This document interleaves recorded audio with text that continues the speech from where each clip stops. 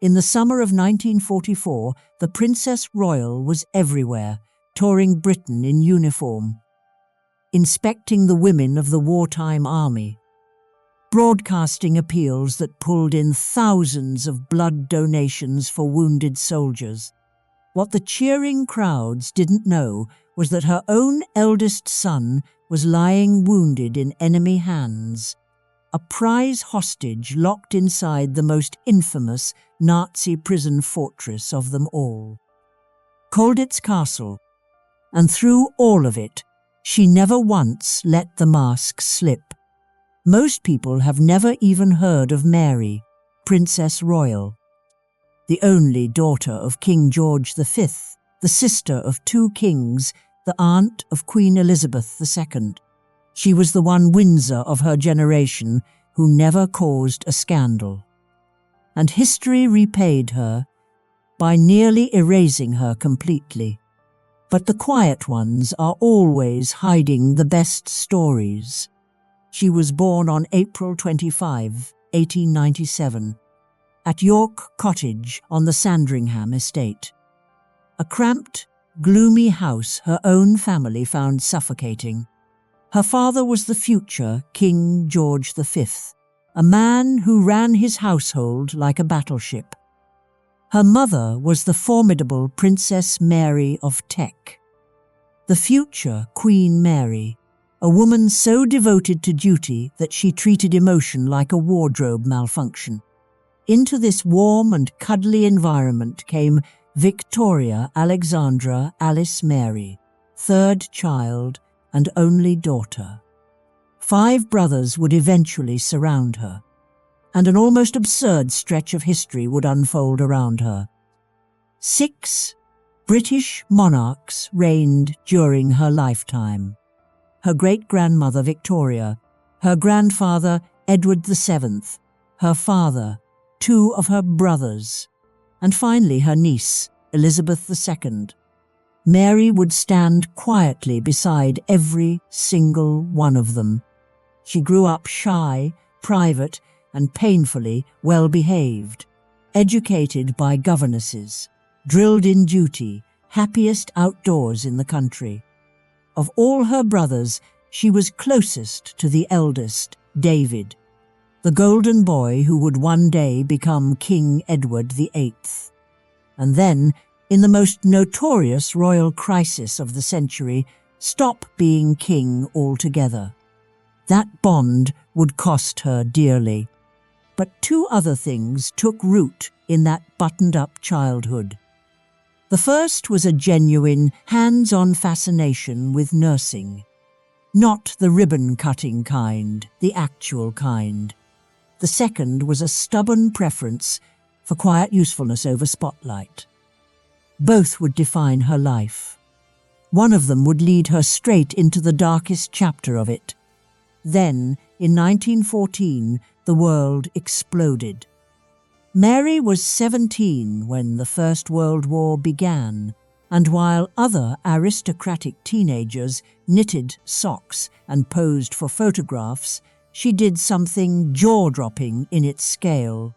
She lent her name and her energy to a national fund, Princess Mary's Gift Fund, with one goal: a Christmas present for every single British and Commonwealth serviceman and servicewoman at the front.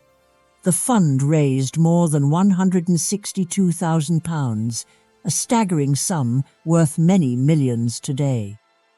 The result was more than 2 million embossed brass tins, packed with tobacco, chocolate, sweets, and small comforts, distributed to the troops for Christmas 1914.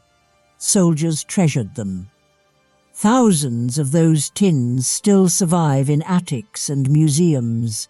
Over a century later, small brass proof that a teenage princess pulled off one of the great morale operations of the war. She was just getting started. Because as the war ground on, Mary decided that patronage from a safe distance wasn't enough. She wanted to nurse, really nurse.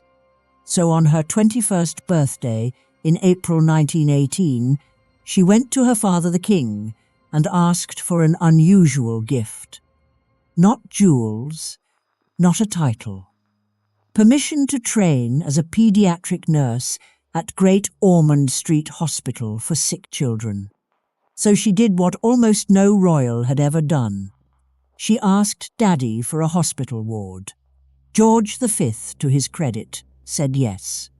And Mary did not do a photo-op version of the job. She worked on the Alexandra ward like any other trainee, and she insisted on being treated exactly like one. The drudgery, the menial tasks, the sick children of strangers, all of it. She was the first child of a reigning monarch to train that way. The nurse's uniform became the truest portrait of her. Decades later, that detail would come back with a heartbreaking twist. The woman who trained to care for other people's children would one day be powerless to reach her own. The war ended. And then came the wedding, the moment the gossips had been waiting for. On February 28, 1922, Mary walked down the aisle of Westminster Abbey to marry Henry Lascelles, Viscount Lascelles, a wealthy Yorkshire aristocrat, a decorated soldier, an obsessive art collector, and a man 15 years her senior. She was 24, he was 39. Officially, it was a triumph. Huge crowds packed the streets. It was the first royal wedding splashed across the fashion press, with Vogue swooning over a dress embroidered with emblems of Britain and India. One of her bridesmaids was a young Lady Elizabeth Bowes-Lyon, the future Queen Mother, taking notes. But underneath the celebration, society was whispering, and the whispers were vicious. Rumour had it that Lascelles didn't really want her, that he'd proposed under family pressure, or for social ambition, or, in the cruelest version making the rounds, because of a bet at his club. The picture the gossips painted was bleak. A shy princess handed off to a cold, older man in a loveless, dynastic transaction. That version of the story would prove astonishingly durable.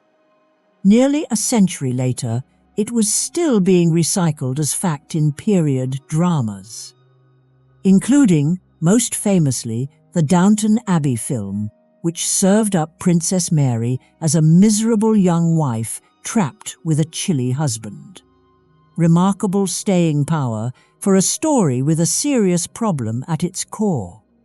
What that problem was, the evidence the gossips never had, is the part history kept missing. And it changes everything about this woman's life.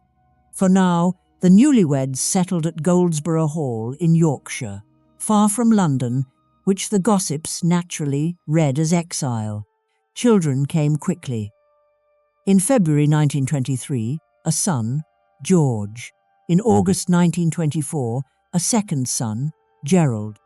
Then in 1929, Henry's father died, and Henry became the 6th Earl of Harewood, inheriting Harewood House, one of the great treasure houses of England. And here's where the mismatched couple narrative starts to creak, because Mary and Henry threw themselves into Harewood together, renovating, collecting, curating old master paintings, Chippendale furniture, Sèvres porcelain. Grounds landscaped by Capability Brown, which the two of them filled with the rhododendrons they both adored. They shared horses, racing, gardens, art. Whatever London believed about them, Yorkshire saw something quite different. In 1932, her father formally created her Princess Royal, the 6th woman in history, to hold the title the highest honour a British king can give his daughter. George V died in January 1936, and Mary's beloved eldest brother finally became King Edward VIII. It should have been the proudest year of her life. Instead, it became the year the family cracked apart, because within months, Edward detonated the monarchy. He was determined to marry Wallis Simpson, an American, twice divorced and utterly unacceptable to church, government, and empire. By December 1936, faced with a choice between the crown and the woman, he abdicated. The schoolbooks tell that story through the men. The anguished king, the stammering brother forced onto the throne. Almost nobody mentions the sister, but Mary was reportedly the sibling closest to David, and as the crisis unfolded, she became the family's quiet switchboard. An inveterate letter writer, keeping her scattered brothers informed, absorbing everyone's distress while showing none of her own. She remained loyal to Edward personally, even as the family froze him out, and loyal to the new King George VI at the same time. A balancing act performed on a razor's edge, without a single public misstep. It was devastating, and she did it silently. That was becoming the pattern of her entire existence. Absorb the blow, hold the family together, ask for nothing. And the blows were about to get much, much worse. In 1939, war came again, and this time Mary wasn't organizing gift tins. She was put in uniform. She was appointed Controller Commandant of the Auxiliary Territorial Service, the Bullemin's Branch Service, the women's branch of the British Army, and she took the job with the same alarming sincerity she'd once brought to hospital wards. She crisscrossed wartime Britain relentlessly, inspecting ATS units, visiting canteens, factories, and military hospitals, rallying women into service by the tens of thousands. In 1941, with casualties mounting, she went further. She made a national radio broadcast appealing for blood donors, and, being Mary, she didn't just talk.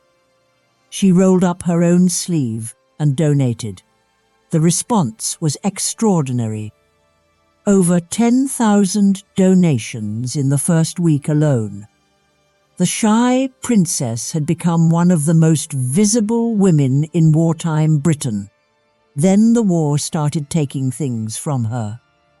In August 1942, her younger brother George, Duke of Kent, was killed when his RF flying boat slammed into a Scottish hillside. The first member of the royal family in centuries to die on active service. Mary absorbed that too, and took on his causes, becoming president of Papworth Hospital. But the cruelest turn was still coming, because her own sons were now in the fight. Both boys were serving. And in June 1944, the very month the world was celebrating D-Day, the telegram every mother dreaded found its way to the Princess Royal. Her eldest son, George, a captain in the Grenadier Guards, had been shot and captured in Italy. He was alive, barely, and in German hands. And the Germans knew exactly who they had. What happened to him next, and where they sent him, is a story so dark it reads like a thriller. And it's the story this whole life has been building toward. What Mary did in the meantime is almost harder to believe. Nothing changed. No withdrawal from public life. No visible collapse. She kept inspecting, kept touring, kept smiling at other people's sons in uniform for 11 unbroken months, while her own son sat behind enemy walls and she had no power on earth to reach him. The nurse who once tended strangers' children could not protect her own. the war finally ended in 1945. George came home, and Mary might have been forgiven for thinking the worst was over. It wasn't. Her husband's health was failing.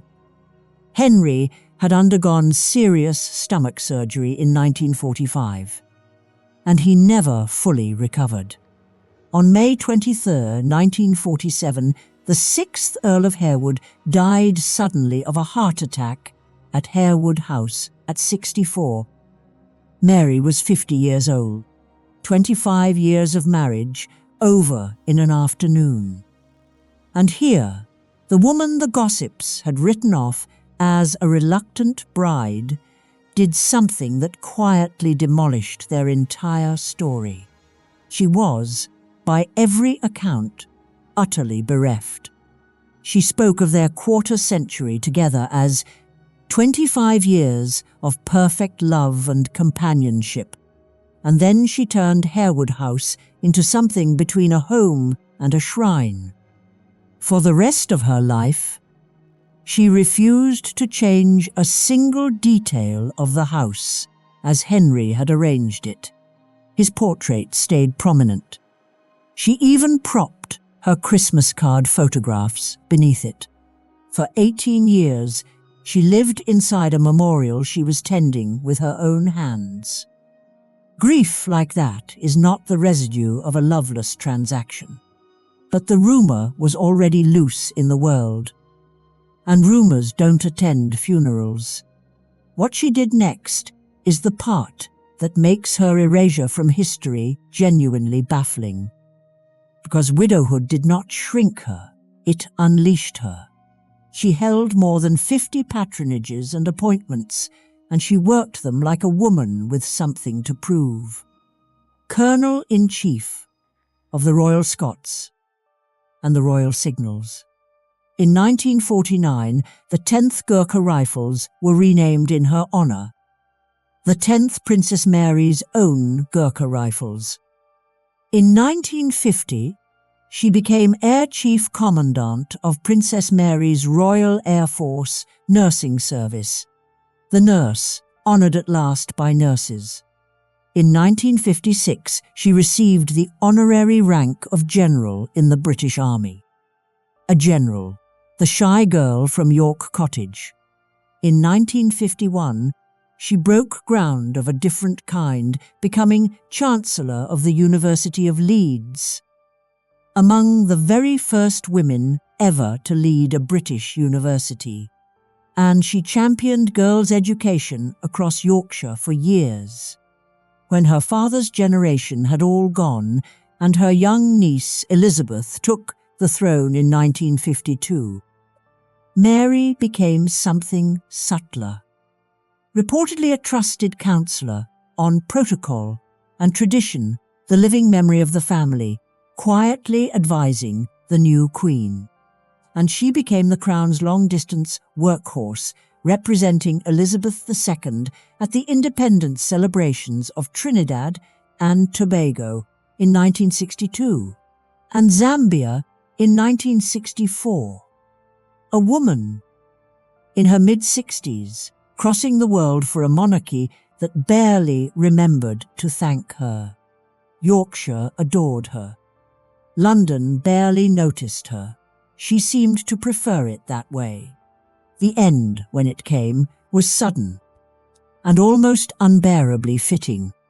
On March 28, 1965, Mary went for a walk in the grounds of Harewood House with her elder son George and his children. The same grounds she and Henry had planted together. The same estate she had preserved, unaltered, through 18 years of widowhood. Somewhere on that walk, her heart gave out. She collapsed and died of a heart attack at 67, on the land that had been both her sanctuary and her memorial, with the son who had come back from Colditz at her side. After a funeral at York Minster, she was buried at Harewood, not at Windsor with the kings, but in Yorkshire with Henry.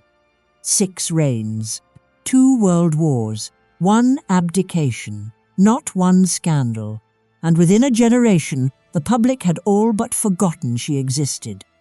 But the real story is the one that was locked away in 1944, the debt this story still owes. When Captain George Lascelles was shot near Monte Corno, outside Perugia, on June 18, 1944, he was gravely wounded and left in German hands. And the Nazis, checking his identity, realized they had struck gold. The nephew of the King of England, so he wasn't sent to an ordinary camp. He was classified as a prominente, one of a small group of high-value prisoners related to Allied leaders, and locked inside Oflag IVC. Colditz Castle, the escape-proof fortress reserved for the Reich's most troublesome and most valuable captives. The prominente weren't just prisoners. They were hostages, bargaining chips held in reserve. And as the Reich collapsed in April 1945, they were taken from Colditz southward. Under SS guard, their fate hanging on the whims of a dying regime, with real fear among the Allies that Hitler's men would use them or kill them rather than give them up. George survived it. In May 1945, after roughly 11 months, he was freed and came home to his mother. And it was that same son, the boy she couldn't protect, who, decades later, finally settled the other great distortion of her life. In his memoir, George wrote plainly that his parents' marriage was a genuine partnership of shared passions and constant consultation, recalling that his mother was never so happy than when she and his father were plotting some scheme together at Harewood. Queen Mary's own letters from 1922 said the same thing in real time, describing her daughter at the engagement as beaming, radiant, the reluctant groom, the club bet, the miserable princess of the costume dramas, some historians note. The gossip was real enough in 1922, but the family's own papers flatly contradict it. The evidence points one way. She wasn't trapped in that marriage. She was happy in it, happier there than anywhere else on earth, which leaves the final bitter irony of Mary, Princess Royal. Her scandalous relatives got the films, the documentaries, the endless retellings. She got a supporting role in other people's dramas, miscast even there, as the sad wife she never was. The only Windsor of her generation who never put a foot wrong was the one history couldn't be bothered to remember. She avoided every scandal, and her reward was to vanish from the story. Thanks for watching channel. If you love uncovering the best stories in history, hit like and subscribe to keep exploring with us.